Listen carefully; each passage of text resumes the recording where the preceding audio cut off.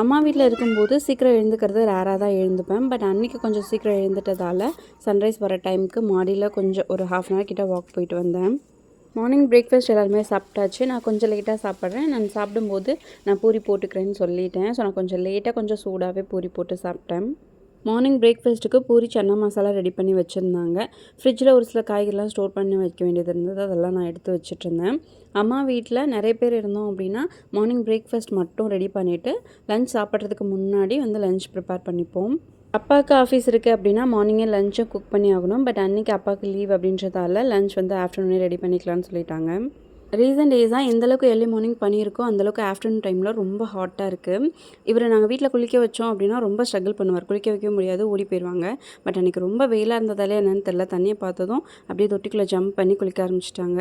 So நாங்கள் அவர் கூடயே கொஞ்சம் நேரம் நாங்களும் டைம் ஸ்பெண்ட் பண்ணி ஜாலியாக இருந்துட்டு வாட்டர் ஆப்பிள் நிறைய காய்ச்சிருந்தது. ஸோ அதையும் கொஞ்சமாக பறிச்சுக்கிட்டேன்.